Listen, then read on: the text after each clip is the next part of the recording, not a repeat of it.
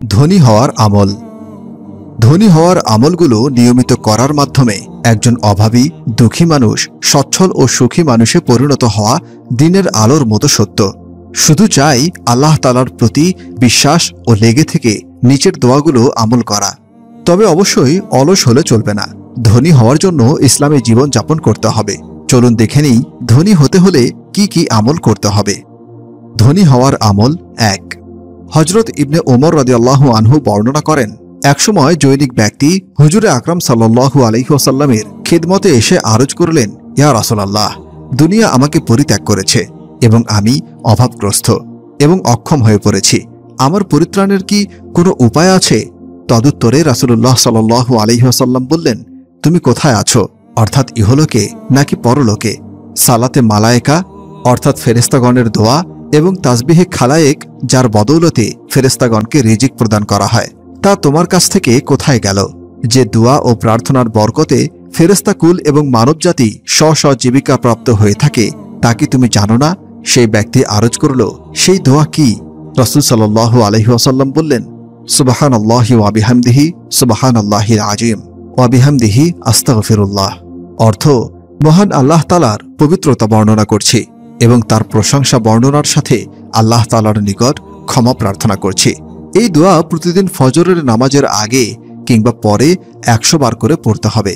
হেঁটে হেঁটে বা এদিকে সেদিকে দুনিয়াবি ধ্যান নিয়ে পড়া যাবে না, বরং এক জায়গাতে বসে পড়তে হবে।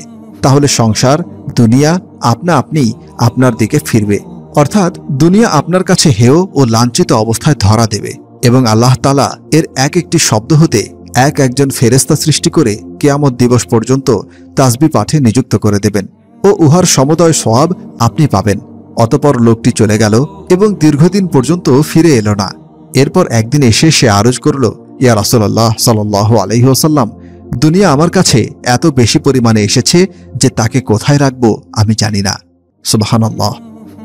ধনী হওয়ার আমল ২। নবী করিম সাল্লাল্লাহু আলাইহি ওয়াসাল্লাম বলেন, যে ব্যক্তি এই দোয়া দৈনিক 1000 বার পড়বে, আল্লাহ চাহে তো সেই অল্প দিনেই ধনী হয়ে যেতে পারে। জুমার নামাজের পর যদি 70 বার পাঠ করে, তবে সপ্তাহ দিনেই আল্লাহ চাহিতেও তার আর্থিক অবস্থার পরিবর্তন হতে পারে। আল্লাহুম্মা কফিনি বিহালালিকা আন হারামিকা ওয়া আগনিনি বিফাদলিকা আম্মান সিওয়াক। মিরকাত। ধনী হওয়ার আমল ৩। এটি হলো বিবাহ, কারণ বিবাহ ধনী হওয়ার একটি সহজ উপায়। আল্লাহ তাআলা পবিত্র কোরআনে ওয়াদা করেছেন যে বিবাহ করলে তিনি নিজ অনুগ্রহে তাকে অভাব থেকে মুক্তি দান করবেন। আল্লাহ তাআলা বলেন, যারা বিবাহহীন অবস্থায় আছে এবং দাস দাসীদের মধ্যে যারা নেককার, তাদের বিবাহ দিয়ে দাও। যদি তারা অভাবগ্রস্ত থাকে, আল্লাহ তাআলা নিজ অনুগ্রহে তাদেরকে অভাব থেকে মুক্তি দান করবেন। আর আল্লাহ তাআলা প্রাচুর্যময় ও সর্বজ্ঞ। সূরা নূর আয়াত ৩২। আব্দুল্লাহ ইবনে আব্বাস রাদিয়াল্লাহু আনহু বলেছেন, আল্লাহ তাআলা বিবাহ দিতে উৎসাহ দিয়েছেন এবং স্বাধীন ও গোলামদেরকে বিবাহ করতে আদেশ দিয়েছেন এবং এর বদৌলতে তাদেরকে ধনাঢ্যতার ওয়াদা করেছেন। এরপর তিনি উপরোক্ত আয়াত তেলাওয়াত করলেন।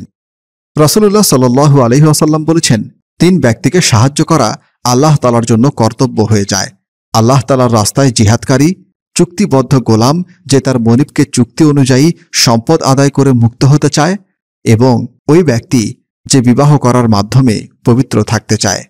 তিরমিজি 1655, নাসাই 3218 ও 3120, সহিহ ইবনে হিব্বান 4030, বাইহাকি সুনানুল কুবরা 13456, 21612। হাদিসটি একটি হাসান হাদিস। ধনী হওয়ার আমল 4। যে ব্যক্তি 3টি কাজ করে, আল্লাহ তাআলা তাকে ধনী করে দেবেন। 1.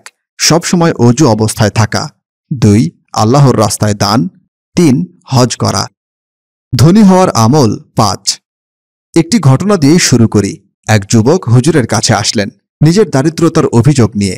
বলল, ইয়া রাসূলুল্লাহ সাল্লাল্লাহু আলাইহি ওয়াসাল্লাম, আমি অনেক গরিব, জীবন যাপনের জন্য প্রয়োজনীয় কোনো কিছুই আমার কাছে নেই, পরিবার পরিজনের খরচ বহন করার সামর্থ্যও নেই। ইয়া রাসূলুল্লাহ, আমি খুবই গরিব, আমার উপর দয়া করুন। হুজুর সাল্লাল্লাহু আলাইহি ওয়াসাল্লাম প্রশ্ন করলেন, তোমার ঘরে কি আছে? সে জবাব দিল, হে রাসূলুল্লাহ সাল্লাল্লাহু আলাইহি ওয়াসাল্লাম, আমার কাছে একটি কম্বল, একটি পেয়ালা ছাড়া কিছুই নেই। অতঃপর রাসূল সাল্লাল্লাহু আলাইহি ওয়াসাল্লাম বললেন, যাও তা নিয়ে এসো। সে ঘরে গেল এবং সে কম্বল আর পেয়ালা নিয়ে আসলো। তা বিক্রি করে একটা কুঠার কিনে আনলেন আর হুজুর সাল্লাল্লাহু আলাইহি ওয়াসাল্লাম তাতে নিজ হাতে হাতল লাগিয়ে দিলেন। এরপর বললেন, যাও, এ দিয়ে লাকড়ি সংগ্রহ করো। সে গিয়ে জঙ্গল থেকে লাকড়ি কেটে এনে বিক্রি করতে লাগল। 15 দিন পর অত্যন্ত আনন্দের চিত্তে হুজুরের দরবারে চলে আসলো আর আরজ করল, ইয়া রাসূলুল্লাহ সাল্লাল্লাহু আলাইহি ওয়াসাল্লাম, 15 দিনে আল্লাহ তাআলা আমাকে 10 দিরহাম দান করেছেন। এবার হুজুর সাল্লাল্লাহু আলাইহি ওয়াসাল্লাম তাকে বললেন, তুমি এই 10 দিরহামকে 3 ভাগ করো। 1 ভাগ নিজের জন্য খরচ করো, 1 ভাগ নিজের আত্মীয় স্বজনের জন্য খরচ করো, আর বাকি 1 ভাগ গরিবদের জন্য খরচ করো। এভাবে আমল করতে করতে মদিনার সবচেয়ে গরিব লোকটি হজরত ওমরের জামানায় মদিনার সবচেয়ে ধনী লোকদের একজনে পরিণত হল। ধনী হওয়া ও রিজিক বৃদ্ধির জন্য করণীয় তাকওয়াবান হওয়া। যে আল্লাহকে ভয় করে, আল্লাহ তার জন্য নিষ্কৃতির পথ করে দেবেন এবং তাকে তার ধারণাতীত জায়গা থেকে রিজিক দেবেন। সূরা তালাক 2 থেকে 3 নম্বর আয়াত। তাওয়াক্কুল বা আল্লাহর উপর ভরসা করা। যে ব্যক্তি আল্লাহর উপর ভরসা করে তার জন্য তিনিই যথেষ্ট। আল্লাহ তার কাজ পূর্ণ করে দেবেন। আল্লাহ সবকিছুর জন্য একটি পরিমাণ স্থির করে রেখেছেন। সূরা তালাক আয়াত 3। বেশি বেশি দান সদকা করা। আল্লাহ তাআলা বলেন, কে আছে যে আল্লাহকে উত্তম ঋণ দেবে, ফলে তিনি তার জন্য বহু গুণ বাড়িয়ে দেবেন? সূরা বাকারা 245। আল্লাহর প্রতি কৃতজ্ঞতা স্বীকার করা। আর যখন তোমাদের রব ঘোষণা দিলেন, যদি তোমরা শুকরিয়া আদায় করো তবে আমি অবশ্যই তোমাদের বাড়িয়ে দেব, আর যদি তোমরা অকৃতজ্ঞ হও নিশ্চয় আমার আযাব বড়ই কঠিন। সূরা ইব্রাহিম আয়াত 7। বেশি বেশি ইস্তেগফার পড়া। অতঃপর বলেছি, তোমরা তোমাদের পালনকর্তার ক্ষমা প্রার্থনা করো, তিনি অত্যন্ত ক্ষমাশীল। তিনি তোমাদের উপরে অজস্র বৃষ্টিধারা ছেড়ে দেবেন, তোমাদের ধন সম্পদ ও সন্তান সন্ততি বাড়িয়ে দেবেন, তোমাদের জন্য উদ্যান স্থাপন করবেন এবং তোমাদের জন্য নদী নালা প্রবাহিত করবেন। সূরা নূহ আয়াত 10 থেকে 12। পারিবারিক বন্ধন দৃঢ় করা। রাসূলুল্লাহ সাল্লাল্লাহু আলাইহি ওয়াসাল্লাম বলেছেন, যে কামনা করে যে তার রিজিক বৃদ্ধি পাক এবং জীবন দীর্ঘায়িত হোক, সে যেন আত্মীয়তার বন্ধন রক্ষা করে। সহিহ আল বুখারী।